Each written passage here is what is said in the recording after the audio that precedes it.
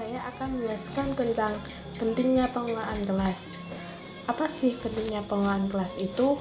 Pentingnya pengelolaan kelas adalah agar tercapainya proses belajar mengajar yang berdampak baik kepada prestasi belajar siswa. Di sini, seorang guru itu sangat berperan penting dalam mengelola kelas. Kegiatan yang dapat dilakukan oleh guru untuk mengelola kelas antara lain: 1.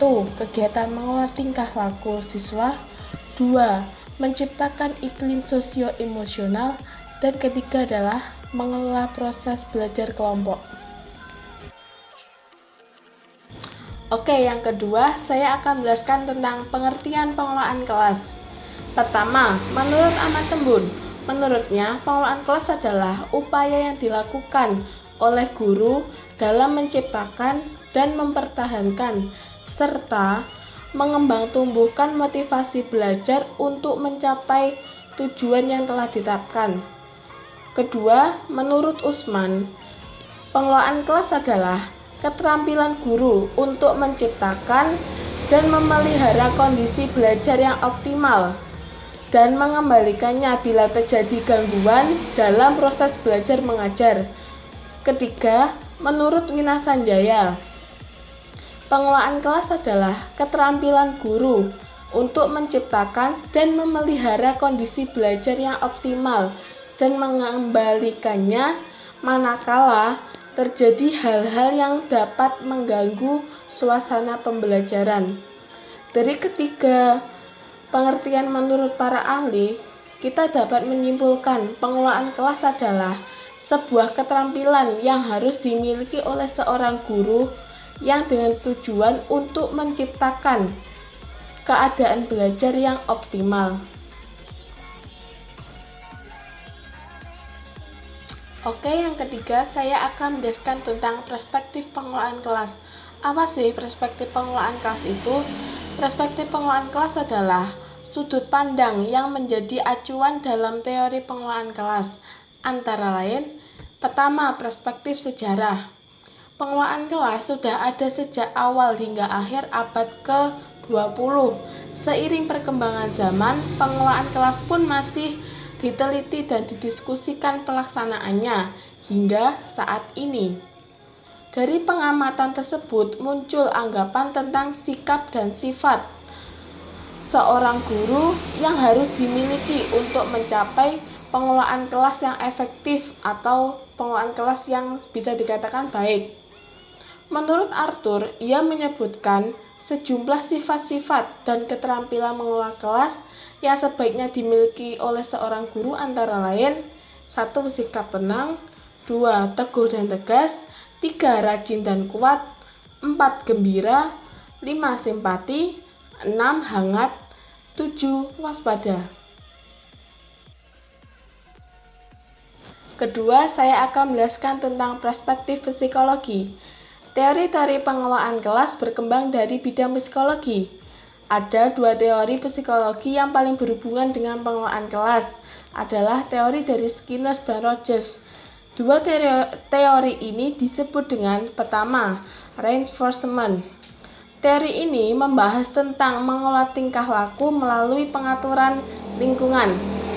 Dari lingkungan tersebut memungkinkan adanya penambahan tingkah laku.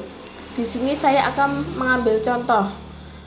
Ada seorang siswa yang sangatlah pemalas, lalu siswa tersebut akan digabungkan dengan anak-anak yang rajin, maka lama-kelamaan siswa tersebut akan bertambah rajin pula.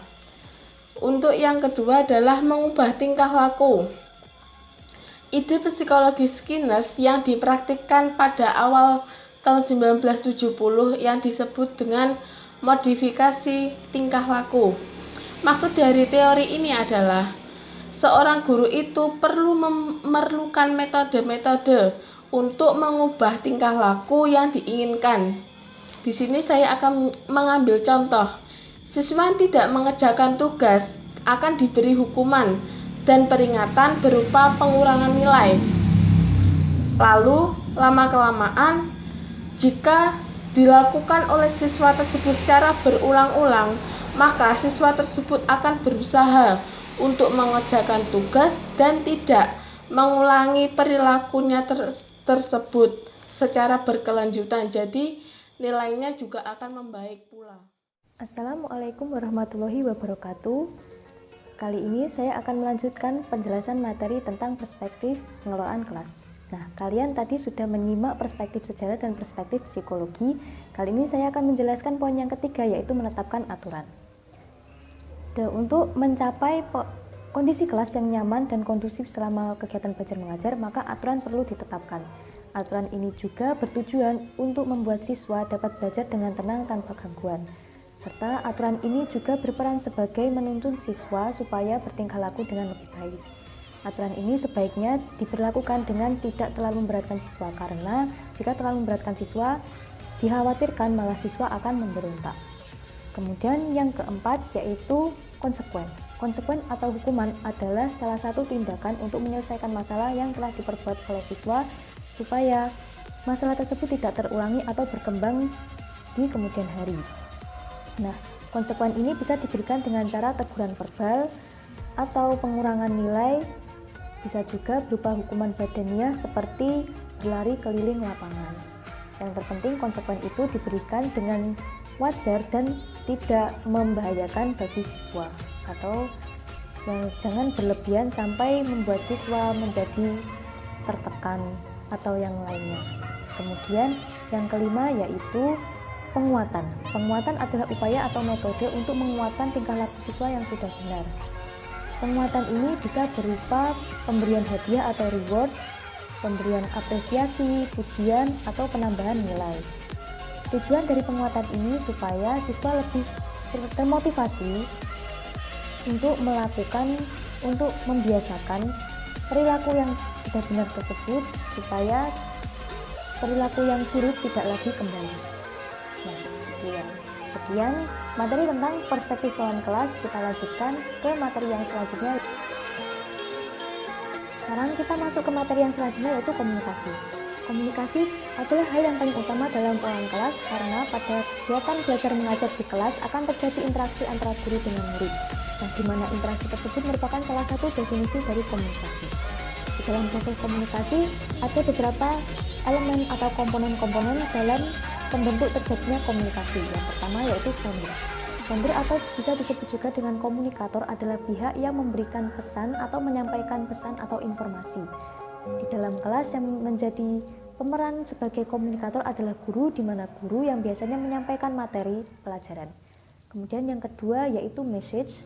Message adalah pesan atau informasi yang disampaikan oleh komunikator baik secara lisan maupun non-lisan. Kemudian yang keempat yaitu media. Media adalah alat atau sarana pendukung dalam menyampaikan informasi.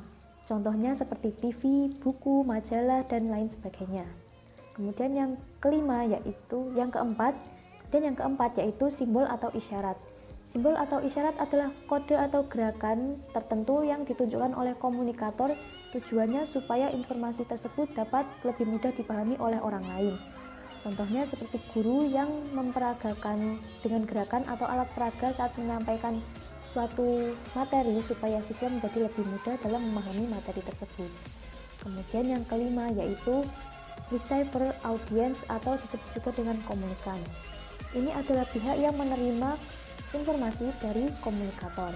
Nah, yang menjadi komunikan ini kalau di dalam kelas sudah pasti adalah murid, di mana murid yang biasanya menerima materi dari guru. Proses komunikasi dibagi menjadi dua, yaitu proses komunikasi primer dan sekunder. Proses komunikasi primer adalah komunikasi yang menggunakan lambang sebagai media. Dalam komunikasi ini yang menjadi lambang adalah bahasa.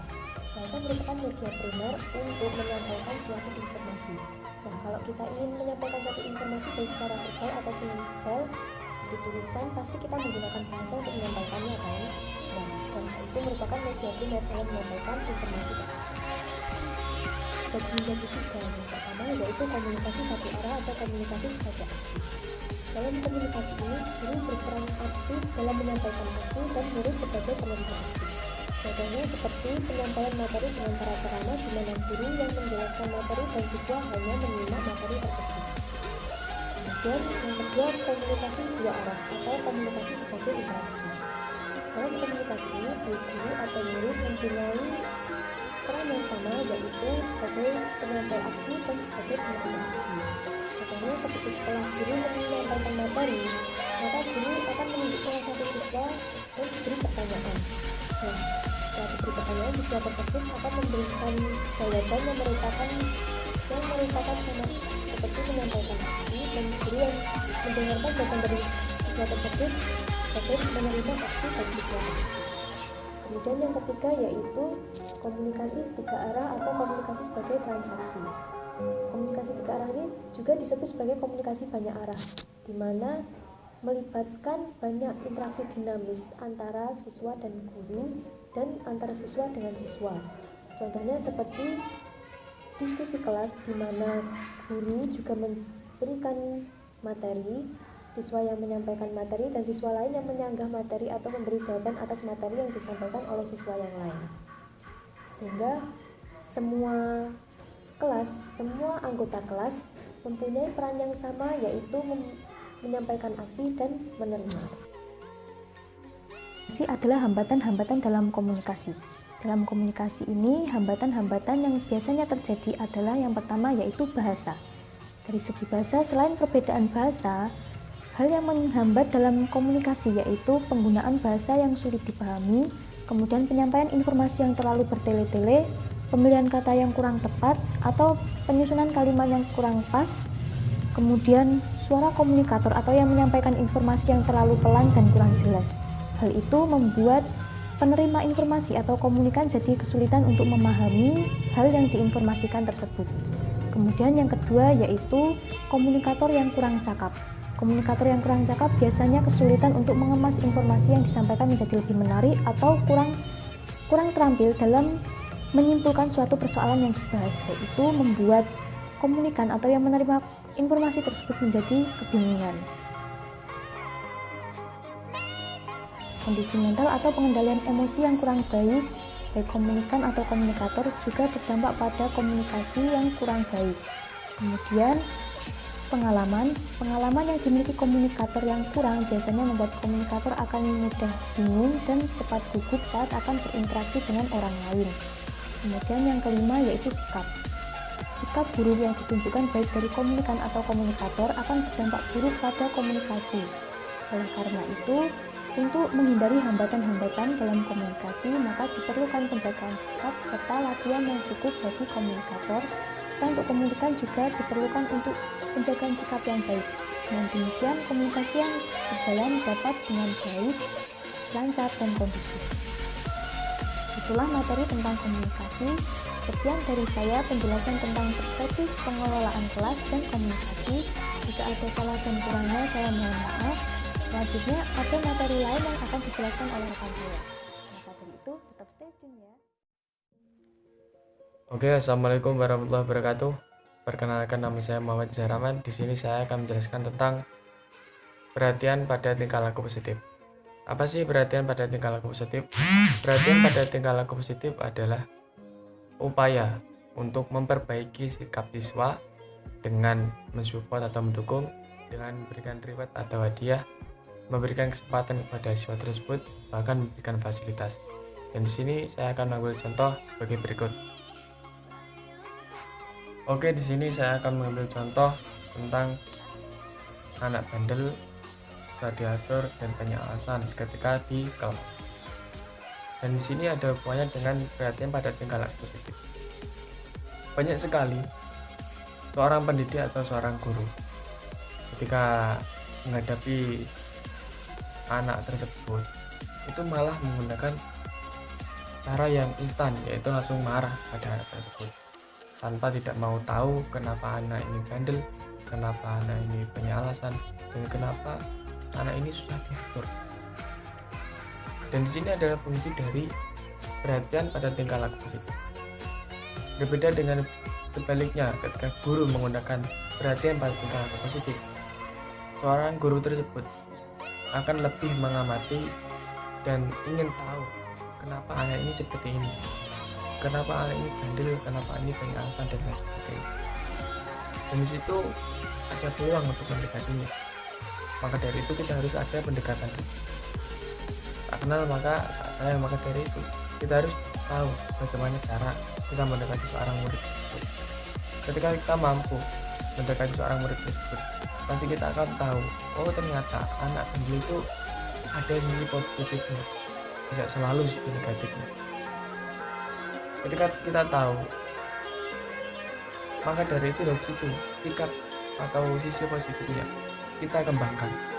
Maka dengan sendirinya sikap-sikap negatif anak tersebut yang awalnya dibilang bandel, susah diatur, dan nakal, itu pasti akan hilang sendiri karena ada dukungan dari kita, kesempatan dari kita, atau hadiah mungkin kita berikan kepada dia, bahkan fasilitas untuk dia mengembangkan bakat. Oke, selanjutnya kita akan bahas tentang waktu dalam pengajaran.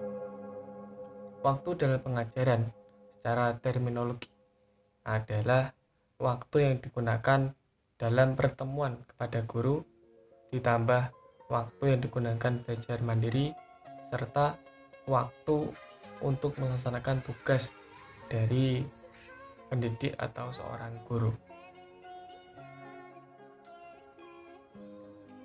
Oke, dalam konteks pembelajaran, waktu dibagi menjadi 3. Yang pertama adalah waktu sibuk, waktu penugasan, dan waktu teralokasi. Yang pertama, saya akan menjelaskan tentang waktu sibuk. Apa sih waktu sibuk itu? Waktu sibuk adalah waktu yang digunakan oleh peserta didik itu untuk belajar sungguh-sungguh. Contoh, ketika waktu ini terjadi, ketika kita melakukan ujian. Ketika kita melakukan ujian ini, kita akan belajar mandiri. Dan di situ kita punya titik pencapaian atau kita ingin mencapai sesuatu. Maka dari itu kita butuh persiapan, yaitu dengan belajar mandiri dan mempersiapkan materi yang belum kita bisa untuk mencapai nilai yang kita inginkan. Yang kedua, yaitu waktu penugasan.